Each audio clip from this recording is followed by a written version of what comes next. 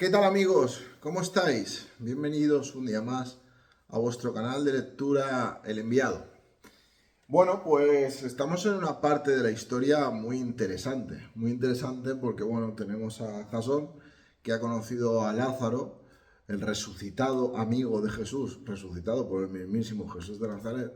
Lo ha conocido, le han contado la historia tal y como fue, la historia de la resurrección.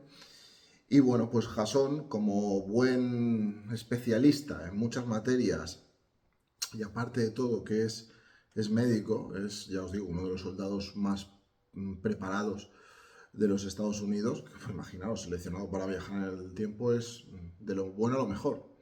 Tiene muchos conocimientos en muchas cosas. Pues ha podido comprobar que realmente ese hombre, las ropas y demás, se veían signos de putrefacción ya, o sea, sí que estuvo muerto y sí que lo resucitaron.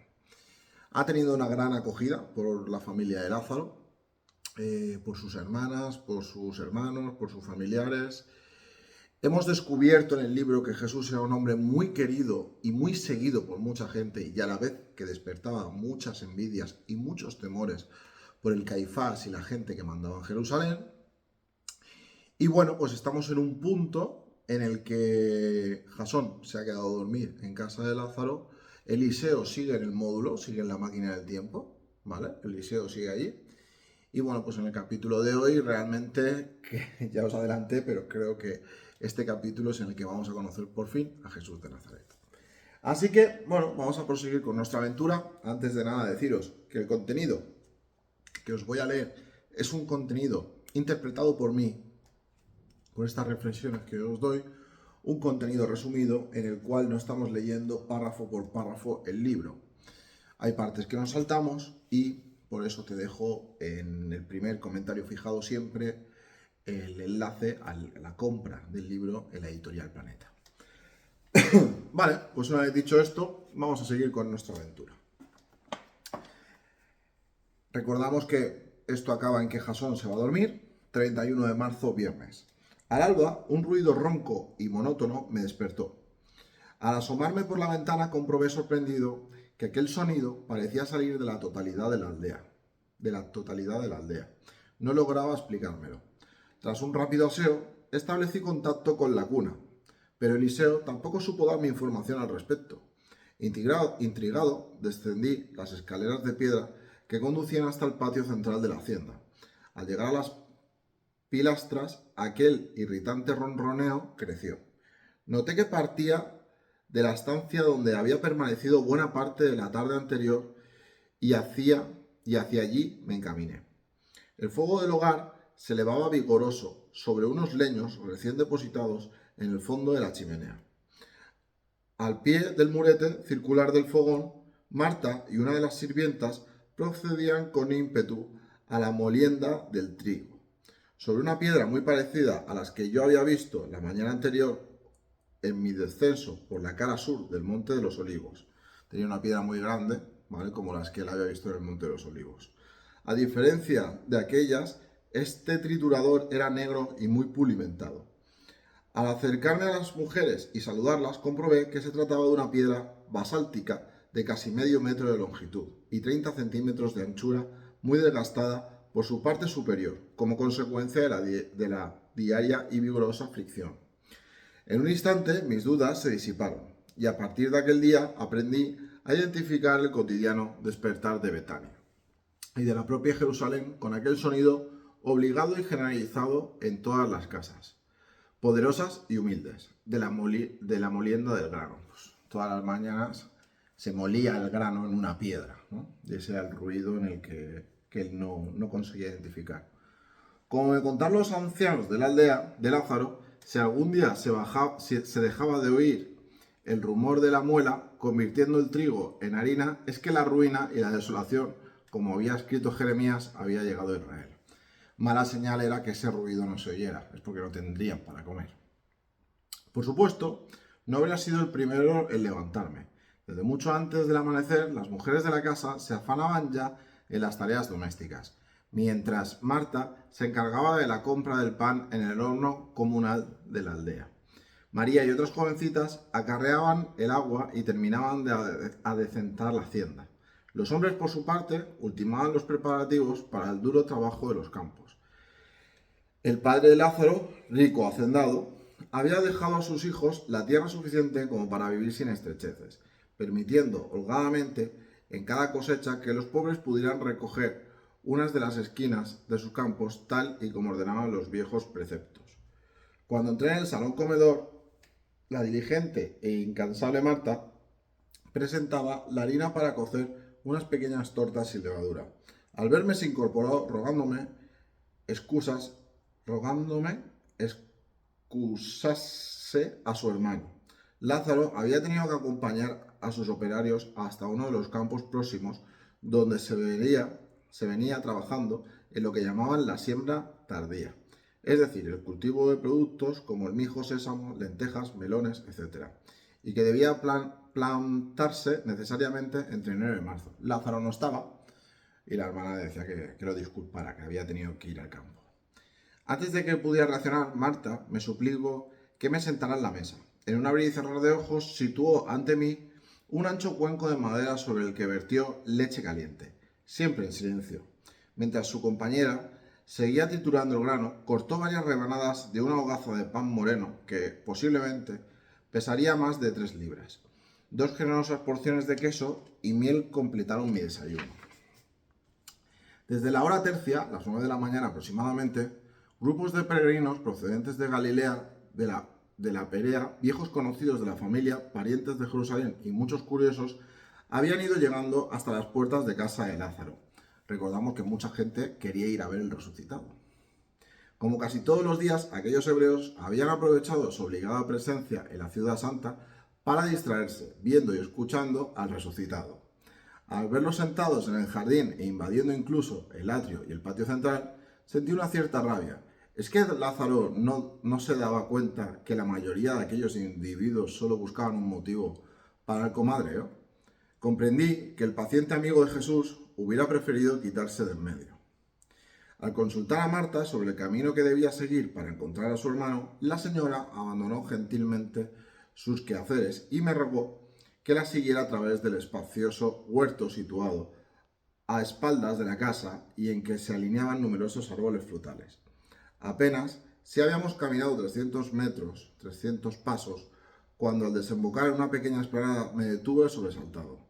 Frente a mí se levantaba una enorme peña caliza blanda. Al pie de aquella mole grisácea salpicaban algunos de sus grietas superiores. Por los nidos de barro de las primeras golondrinas distinguí una piedra circular.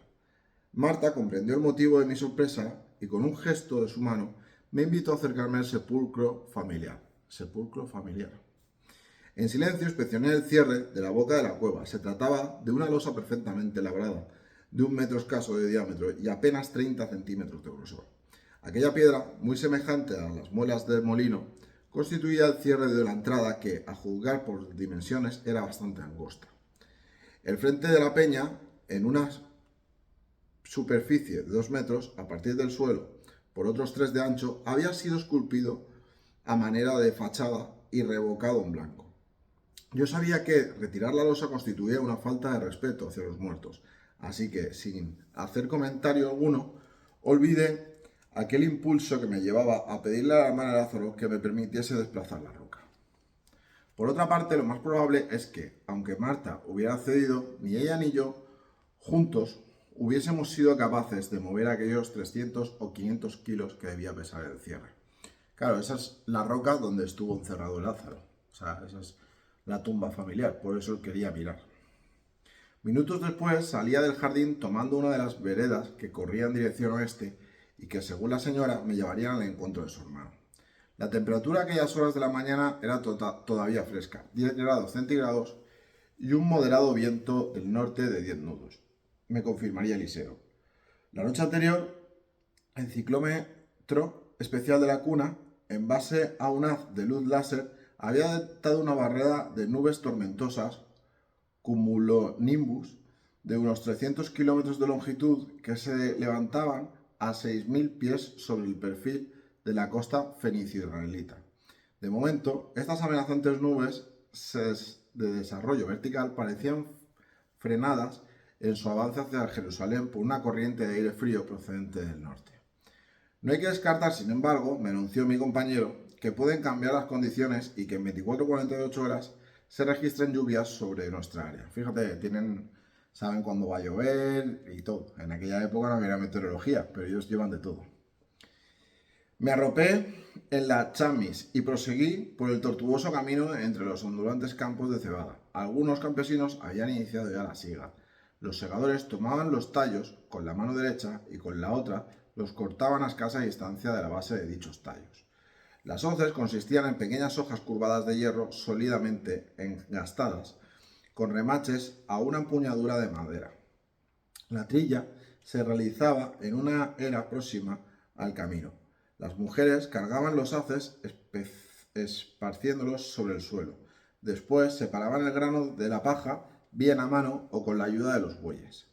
En este último caso, el más frecuente, según pude comprobar, los animales pisaban la cebada. Después los hombres pasaban el trillo por encima, tirado por estos mismos bueyes. Los más comunes estaban construidos con una tabla plana en cuya cara inferior habían sido incrustados pequeños trozos de pedernal. Otros eran simples rodillos, también de madera. Yo conozco los trillos. Los trillos son maderas en las que van incrustadas la piedra, y eso es lo que pasaban. Maderas como mesas de madera entera donde van incrustadas la piedra. Eso incluso en España, donde yo soy, en los años 40, 50 se seguía haciendo. En una segunda operación, las mujeres aventaban la paja, cerniendo el grano y guardándolo finalmente en sacos.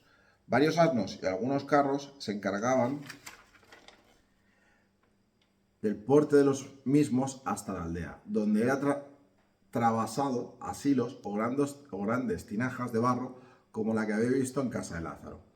No tardé en encontrar al resucitado y a sus obreros. Lázaro se alegró de verme, pero rechazó de plano mi idea de ayudarles en las labores de siembra. Nos encontrábamos en pleno forcejeo dialéctico cuando algunos de los servidores llamaron nuestra atención. Procedente de la aldea se acercaba un jinete. Lázaro colocó su mano izquierda a manera de visera y observó atentamente. De pronto, sin hacer el menor comentario, soltó el sementero que colgaba de su hombro y salió a la carrera hacia la vereda. El jinete llegó al trote hasta mi amigo y, descabalgando, abrazó a Lázaro. Un instante después volví a montar, alejándose hacia Betania. El resucitado hizo señales para que me acercara. Al llegar junto a él, su rostro parecía iluminado. «Viene el maestro», me soltó a bocajarro, con una alegría incontenible. «Al fin podrás conocerlo. Vamos, tenemos mucho que hacer». Jesús viene. «¿Pero dónde está? ¿Ha llegado ya?», comencé a preguntarle atropelladamente, mientras trataba de seguirle, pero Lázaro no me respondió. Antes de que pudiera racionar, me había sacado medio centenar de metros de ventaja. A pesar de su aparente debilidad, corría como un gato salvaje. Al entrar en la casa, me di cuenta de que la noticia había alterado a la familia y amigos. Marta, sobre todo, corría de un lado para otro, sonriendo y nerviosa. Al vernos, se abrazó a Lázaro, confirmándole la buena noticia. «Viene, viene Jesús». El hermano intentó calmarla, preguntándole algunos detalles. «Dicen que está a unos 10 estadios de Betania», añadió la señora. Hice un rápido cálculo mental. Eso significa que el rabí se hallaba a unos 1860 metros de la aldea. Fijaros cómo de conocido era Jesús y qué importante ya era su llegada a los sitios, que antes de llegar a casa de Lázaro un jinete va corriendo, avisa y todo el mundo se pone nervioso. Puedo jurar que, a pesar de mi intensa preparación, de los largos años de entrenamiento y de condición de escéptico, la familia de Lázaro consiguió contagiarme su nerviosismo. Fijaros, él es escéptico, por eso lo mandan a él, porque no se deja llevar fácilmente por lo que le cuenten y demás. Es un hombre muy de pruebas, Jasón. Sin poder evitarlo, un escalofrío me sacudió la columna vertebral, inexplicablemente. Mi garganta se había quedado seca, pero un esfuerzo por serenarme lo atribuí a la loca carrera desde los campos. Una vez más me equivocaba, claro, él cree que se ha puesto nervioso y que se le ha secado la garganta no por nervioso, porque él es escéptico, sino por la carrera. Pero no, se equivocaba. Siguiendo los consejos de Lázaro, permanecía en la casa. Mi primera intención fue salir al encuentro del Nazareno, pero el resucitado me sugirió que era mucho mejor aguardar allí. Él viene siempre a nuestro hogar. Además, insinuó, la noticia habrá llegado ya a Jerusalén y dentro de poco no se podrá caminar por las calles de Betania. Entonces, comenté con preocupación, ¿el maestro ha aceptado el reto y pasará la Pascua en la ciudad santa? Mi amigo no quiso responder. Sin embargo, adiviné en su mirada un velo de pesadumbre. Ellos presentían que aquella podía ser la última Pascua de Jesús de Nazaret. Ni qué decir tiene que el sumo sacerdote y sus secuaces podían estar ya enterados de la presencia del impostor en la vecina aldea. Y eso, como sabía muy bien Lázaro y sus hermanas, era peligroso. Poco después de la hora nona, quizá fuesen las 4 o 4:30 de la tarde, la agitación entre las numerosas personas que se hallaban en el patio porticado de la hacienda se disparó súbitamente. Marta y María se precipitaron hacia el atrio y desaparecieron entre los grupos de hombres y mujeres que topaban prácticamente la entrada principal. Mi corazón se aceleró. Desde el exterior se oía un rumor de voces, gritos y saludos. Sin saber por qué, sentí miedo. Retrocedí unos pasos, ocultándome detrás de una de las columnas del ala derecha del patio. Las palmas de mis manos habían empezado a sudar. Presioné disimuladamente mi oído y en voz baja informé a Eliseo de la inminente llegada de Jesús. A los pocos minutos, los servidores, amigos y familiares de Lázaro fueron apartándose y un nutrido grupo de hombres irrumpió en el patio. Entre risas, besos y manos multicolores, mis ojos quedaron clavados de pronto en un individuo que sobresalía muy por encima de los demás. Aquel tenía que ser Jesús. Su talla, en un primer momento, la calculé en algo más de 1,80 m. Lo convertía, al lado de la casi totalidad de los allí reunidos, en un gigante. Os recuerdo que en aquella época la altura media era 1,60 m. Todos medían 1,50 m y pico, 1,60 m. Jesús medía más de 1,80 m. Sobresalía por encima de todos. Vestía un manto color burdeos, fajando el tórax y con los extremos enrollados en torno al cuello y cayendo sobre unos hombros anchos y poderosos. Una larga túnica blanca de amplias mangas le cubría casi hasta los tobillos. No le vi ceñidor o cinturón alguno. Traía un lienzo blanco arrollado sobre la frente, que caía sobre el lado derecho de sus cabellos. Ni siquiera en el instante de la inversión de la masa del módulo, en aquella noche del 30 de enero de 1973, experimenté una aceleración cardíaca como la que estaba soportando en aquellos momentos. El gigante caminó despacio hacia el centro del patio. Su brazo derecho descansaba sobre el hombro de Lázaro. A su alrededor, Marta y María gesticulaban y daban palmas entre el alborozo general. Era sin duda un hombre blanco, de rostro alto y estrecho, propio de los pueblos caucásicos. El cabello, lacio y de una tonalidad ligeramente acaramelada, le caía sobre los hombros.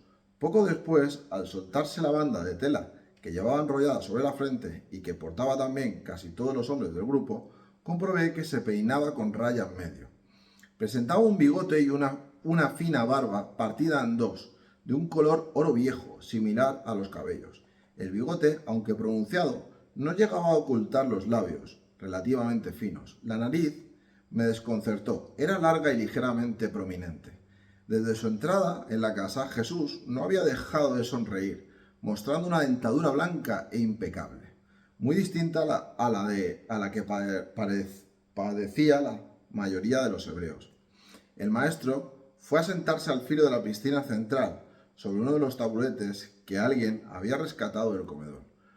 Los hombres, mujeres y niños se arremolinaron a su alrededor. Los rayos del sol incidieron entonces sobre su rostro y quedé maravillado. El constante, con aquellas caras endurecidas, sembradas de arrugas y avejantadas de sus amigos y seguidores, era sencillamente admirable. Su piel aparecía curtida y bronceada. Tímidamente fui asomándome por detrás de la pilastra. Jesús, a poco más de 4 o 5 metros, levantó repentinamente su rostro y me perforó con la mirada. ¡Qué momento, eh! Una especie de fuego me recorrió las entrañas. Ante la sorpresa general, el rabí se levantó, abriéndose paso entre las personas que habían empezado a sentarse sobre los ladrillos rojos del pavimento. Las rodillas empezaron a temblarme, pero ya No era posible escapar. Aquel hombre estaba frente a mí. Jamás olvidaré aquella mirada. Los ojos del Galileo, ligeramente rasgados y de un vivo color de piel, tenían una virtud singular. Parecían concentrar toda la fuerza del cosmos. Más que observar, traspasaba. Unas pestañas largas y tupidas le proporcionaban un especial atractivo. La frente, despejada, terminaba en unas cejas rectas y suficientemente separadas. No pestañeó. Su faz, apacible y tibiamente iluminada por el sol, infundió un extraño respeto. Levantó los brazos y, depositando unas manos largas y velludas sobre mis hombros, sonrió, al tiempo que me guiñaba un ojo. Un inesperado calor me inundó de pies a cabeza. Traté de responder a su gesto, pero no pude. Estaba confuso, aturdido y emocionado. Sé bienvenido. Eso le dice Jesús a Jasón. Sé bienvenido. Le pone las manos encima de los hombros, lo mira, le guiña un ojo y le dice, sé bienvenido. Aquellas palabras pronunciadas en griego terminaron por desarmarme. Había tal seguridad y afecto en su voz que necesité mucho tiempo para reaccionar. El rabí volvió junto a la cisterna mientras sus amigos le contemplaban en un mutismo total.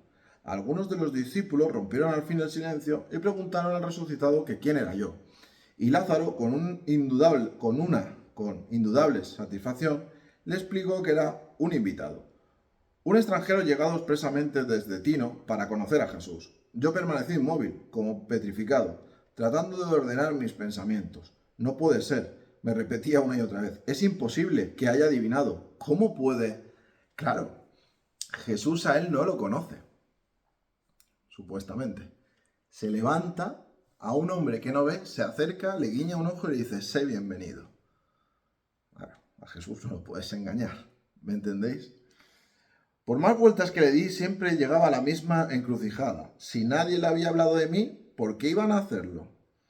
¿Por qué iban a hacerlo? ¿Cómo podía saber quién era y por qué estaba allí? En el patio había medio centenar de personas. A muchos los conocía, eso estaba claro, pero a otros no. Este era mi caso, y sin embargo había caminado hasta mí. Nunca, ni siquiera ahora, cuando escribo estos recuerdos, estuve seguro, pero solo un ser con un poder celestial podía haber actuado así. A no ser que, sencillamente, me hubiera reconocido como consecuencia de nuestra futura y prolongada aventura. Un tercer salto en el tiempo que, en estos momentos, ni siquiera teníamos en mente. ¿Quién sabe? Bueno, esto lo vamos a obviar, lo del tercer salto en el tiempo. Disculpar. Y porque eso es otro tema. Pero Jesús hasta ese momento no lo conoce. Lo que él dice es que hay muchísima gente en la misma sala, pero Jesús se abre paso entre la gente, viene a él y lo saluda. Es lo que él no entiende. Y por eso está tan emocionado, no solo por ver a Jesús, sino por que cree que sabe quién es, ¿no? Que es un viajero en el tiempo. Hay conversaciones de él con Jesús que veremos más adelante y esto se desvelará, por supuesto. ¿Para qué voy a mentir? El resto de la tarde fue para mí como un relámpago que rasga los cielos de oriente a occidente. Apenas sí me percaté de nada, salvo de aquel singular perfume que llenó la casa tras la aparición del maestro. Yo diría que su presencia dejó un intenso olor a mandarina. Sé que Marta, al igual que hiciera conmigo, lavó los pies del Nazareno y que le frotó con mirra. Recuerdo vagamente, entre saludos constantes, cómo Jesús salió de casa, acompañado por Lázaro y un nutrido grupo. Marta me informaría después que las habitaciones de la hacienda estaban totalmente ocupadas por los amigos y familiares que habían ido acudiendo hasta Betania, y que de común acuerdo con Simón, un anciano, incondicional del maestro y viejo amigo de la familia, Jesús pernoctaría en la casa de este antiguo leproso, Simón el leproso, amigo de Jesús. Al principio, muchos de los habitantes de Betania y de los peregrinos llegamos hasta la aldea Al principio, muchos de los habitantes de Betania y de los peregrinos llegados hasta la aldea discutieron entre sí, creyendo que el rabí entraría esa misma tarde del viernes en Jerusalén, como desafío al decreto de prendimiento que había promulgado promulgado el Sanedrín. Pero se equivocaban. Jesús y su gente se disponía a pasar la noche en casa de Simón, así como en otros hogares de amigos y parientes de la familia de Lázaro. Todos, esa es la verdad, hicieron lo posible para que el maestro se sintiera feliz durante su estancia en la pequeña población. Vale, vamos a dejarlo por aquí en el día de hoy. ¿Qué tenemos? Bueno, tenemos que Jesús, esto es una cosa que la Biblia no cuenta, o por lo menos yo no tengo conocimiento de ello, que Jesús ya una semana antes de morir era alguien muy querido y muy seguido por muchísima gente. Si os dais cuenta, los amigos de Jesús, Simón el leproso era un hombre muy acaudalado, Lázaro era un hombre muy acaudalado, alguien como Jesús tenía poder e incluso más adelante, o si no, lo digo ya, los apóstoles de Jesús y demás tenían dinero, pero Jesús nunca lo utilizó. Es decir, Jesús podía tener el poder, si hubiera querido para mal, de ser millonario con la gente que lo seguía, ¿sabéis? De ser el hombre más acaudalado del mundo y tener lo mejor, pero no era así. Él se iba a un sitio a otro, si dormía en casa de un amigo. Entonces, bueno, eso para que quede ahí también dicho. Tenemos un Jesús que ha reconocido a Jasón y tenemos a Jesús que, bueno, pues como nos ha descrito, es un hombre más alto de lo normal, más bello de lo normal, con una dentadura perfecta y sobre todo que irradia paz e irradia bondad. Y buen humor, ya lo veréis, tenía muy buen humor. Así que, bueno, pues vamos a dejarlo en el día de hoy hasta aquí. Hemos conocido a Jesús, ahora a partir de ahora gran parte de la aventura se centra, bueno, de aquí hacia adelante se centra en Jesús, desde cómo entra en Jerusalén. Al final de este capítulo hemos leído que muchos pensaban que iba a entrar en Jerusalén para ser prendido, y no va a entrar a Jerusalén, sino que se van a cenar a casa de Simón el leproso y a pasar ahí la noche. Y bueno, pues básicamente eso. Ahora nos vamos a centrar, el libro se centra en cómo era Jesús, cómo hacía las cosas Jesús, y todo lo que le rodea a él, de la gente que lo quiere y que no lo quiere, hasta que al final, bueno, pues os imaginaréis que es prendido y ya conoceréis el final de la historia.